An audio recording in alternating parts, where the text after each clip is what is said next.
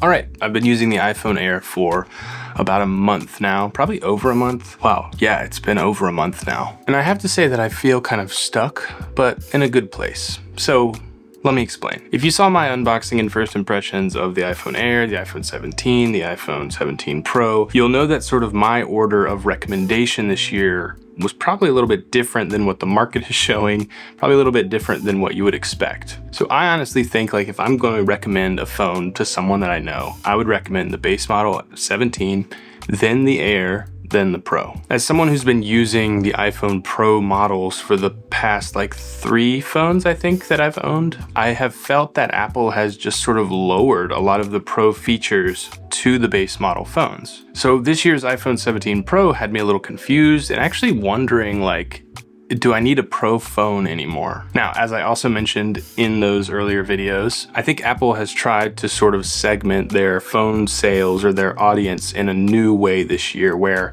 they have a lot of great features on the base model iPhone 17, and then you have this sort of like split between form and function. Do you want something that's beautiful and thin and flashy and elegant? iPhone Air, or do you want something that's Pro, a little more ugly, but very functional in how it's built, the materials that they used, which would be the Pro model. In the past, the Pro iPhones have always been the best form and function. They had the best materials, they had the best look, the best design, the best features. But this year, I think that the Pro model iPhone, with maybe the exception of the silver one, they just kind of look ugly. I don't like the two-tone back, the glass look, and things like that.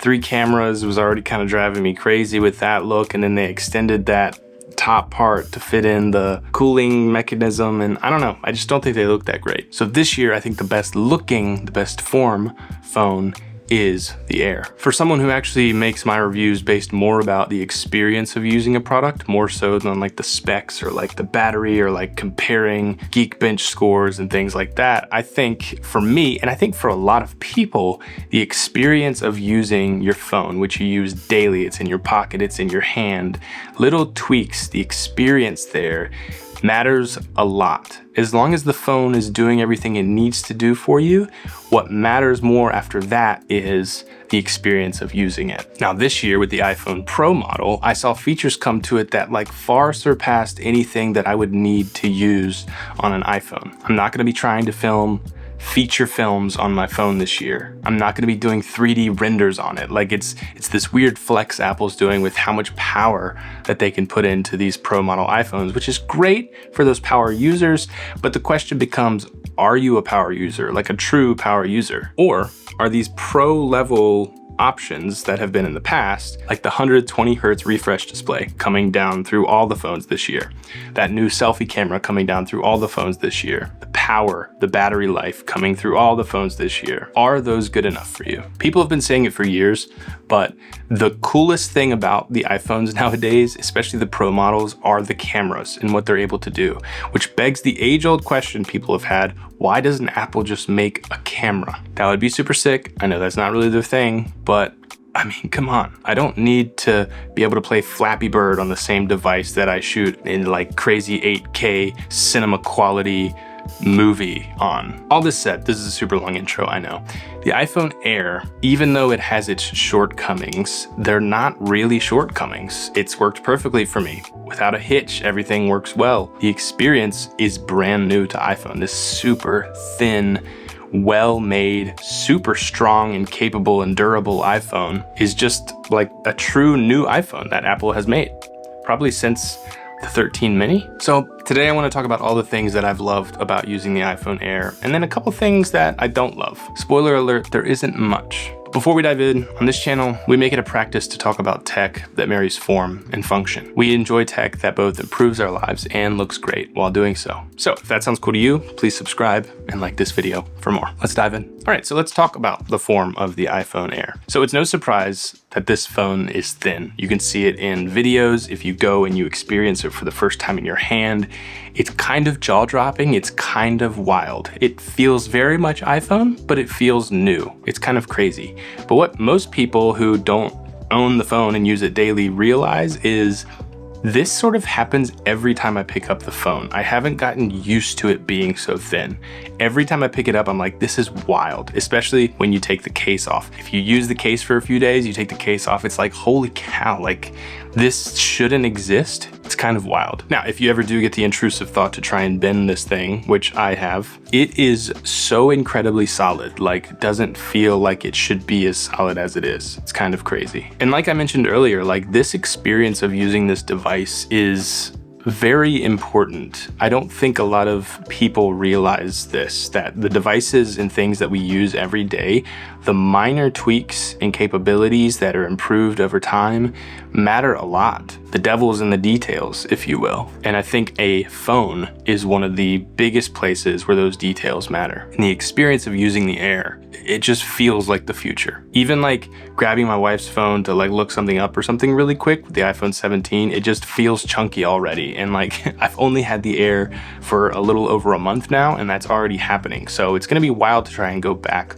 on that. I think that the sort of matte glass on the back is so nice and premium, and next to the side rails, which are that titanium shiny finish, they actually add a good amount of grip. So when you're holding the phone, even with the case off, you have this sort of reassurance, it's still scary, but this reassurance that this is a solid phone, it's super durable, and it's not gonna slip out of my hand very easily either. This phone just like looks and feels premium all around. And I will say, after the iPhone 16e's back plate design with that single camera, just completely minimalist one camera hole, this is probably my second favorite design, as it basically does the same thing, but it has that plateau at the top, which makes sense because they fit all the computer and stuff up in that little bump. I wish it wasn't there, but I understand. Either way, I think it's my second favorite back plate design of an iPhone. The buttons are great. They're very thin, which feels weird, but they feel solid. They don't move around, super clicky, pretty responsive. I think what's most surprising is that they were able to fit in the camera control button onto the side of this incredibly thin phone.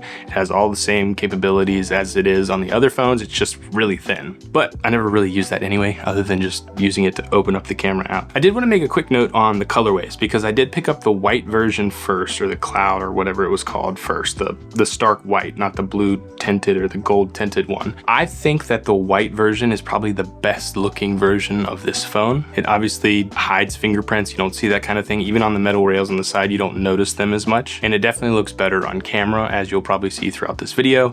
But I did, for my own personal use, trade it in for the black one. I just love like a dark black colored iPhone. And honestly, that sort of rule of like thinning, like if you wear black, it's sort of thinning. It works the same with this iPhone. Like the black iPhone Air looks thinner just because it's black, which is crazy because it's already super thin. So the only real con I have from the design standpoint is actually the size. I've gotten so used to like the regular pro size iPhones that even just this slight increase in real estate on the screen causes me to have to reach really like uncomfortably with my thumb, and it almost like hurts my thumb. This is like silly that I'm talking about this, but again, it's little things with a phone every day that I'm having to like reach, and it's like putting weird stress on my thumb right there. That's been really noticeable. And you know, obviously pain is something that you notice. It's not like super painful, but I shouldn't like be stressing my hand out while using my phone. So that's something that I haven't loved so much, which is kind of a personal problem. I've sort of trained my muscles in my hands to be like the Pro, not the Pro Max, but the Pro size phone. And even though that phone is thicker, I don't know, there's just something weird I'm having to like reach.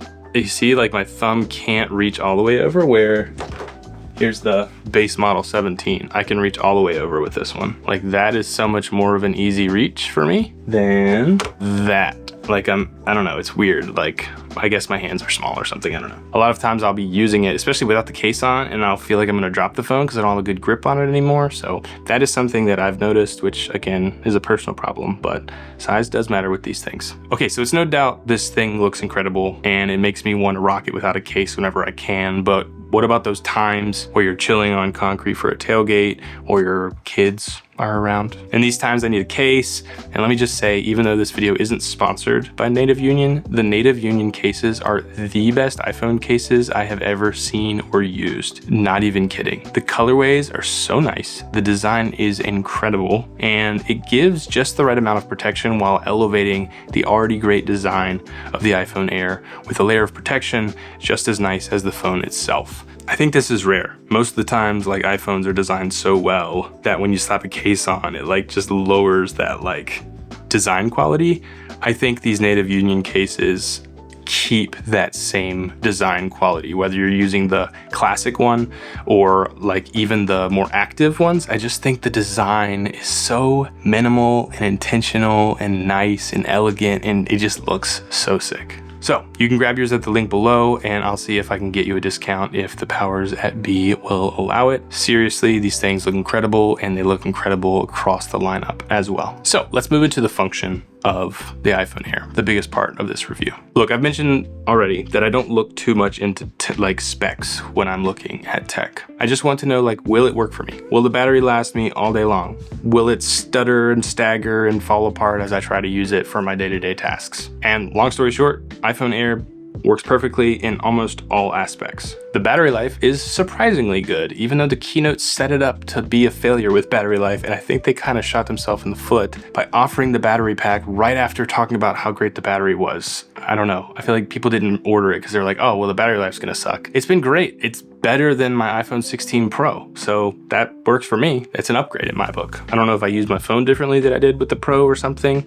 or maybe the Pro just, the battery was degrading over time, even though in the settings it says it's perfect. Either way, battery life on the iPhone Air has been perfect for me. ProMotion on this model and the chip inside is the same as the iPhone 17 Pro, which is more than enough for the tasks that I do on my phone. Apps, games, media, all run great. And I haven't run into anything at all that would keep me from completing my daily tasks I need to do on my phone. Maybe it's just the larger screen, but the colors on this phone just pop so nicely. Let me see if I can show you, hold on. Just like, look at these colors.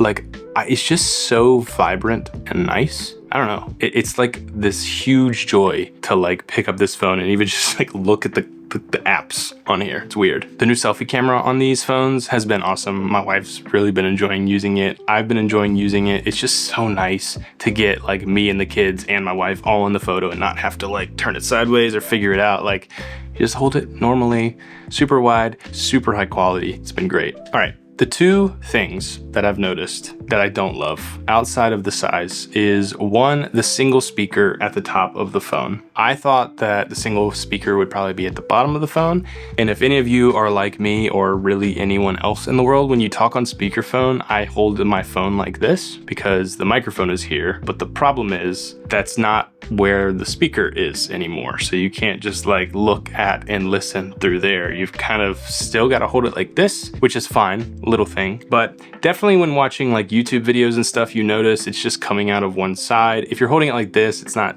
that big of a deal. And I think for most people who are like scrolling TikTok and Instagram, that's fine. But for those long form video content consumers like myself, I hold the phone like this quite a bit. And it's noticeable. I will say it's not as loud, of course, as the other phones, but it's loud enough. It passed my shower test. I can watch a YouTube video in the shower and I can hear it perfectly fine. No issue. I've just noticed it's not as nice without the dual firing speakers. I'll also say, like, I'm around computers a lot. Like, I'm sat here most of the week. So I have, you know, the studio display speakers. I have a nice Marshall speaker over there. So like, I'm not using my phone that much for audio. And if I am, it's like connected to a Bluetooth device usually. But anyway, the second thing is the single camera. This camera is super capable. And honestly, even like zooming in digitally across the room is fine. You know, Apple does a really good job with post-processing images too. Like you can take a picture, like I took a picture of my daughter across the room the other day and like watched it kind of clean it up, and it's fine. I would just, you know, it's a toss-up because I love the minimalist design. And again, here's where Apple is splitting us between, do you like design more or do you like functionality more? So I love the design, which matters a lot to me, but I kind of do wish I had more cameras.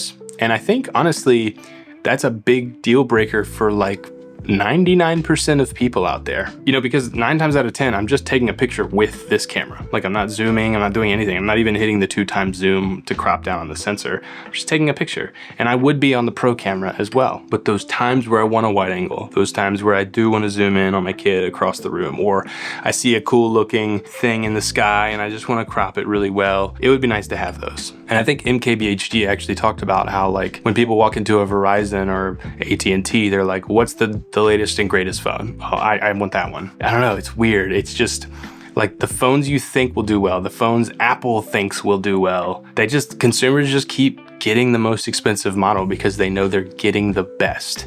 Now, it'll be interesting to see if Apple continues to try and split those two things between form and function, if they're gonna lean into the Air. Apparently, iPhone Air sales have been like 5%. I think sales are like 90% less of the Air than Apple thought they would be.